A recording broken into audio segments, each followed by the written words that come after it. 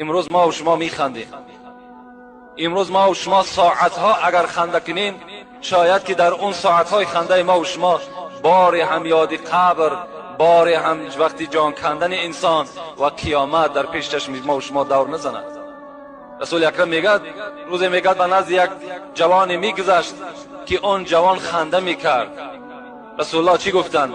جوان گفتند آیا تو پول صراط را گذشتی؟ قال لا یا رسول الله. نه، گفت پیغمبر خدا من پول صراط نگذشتم. ای جوان گفت آیا بر تو یگان کاغذ است، یگان معلومات آمد که تو داخل جنت میشه بعد مرگ؟ نه، گفت من درک ندارم، بعد مردن جنت میرم یا جای دیگر میرم، درک ندارم. ففیم الضحك. پیغمبر گفتن پس خنده تو برای چی است؟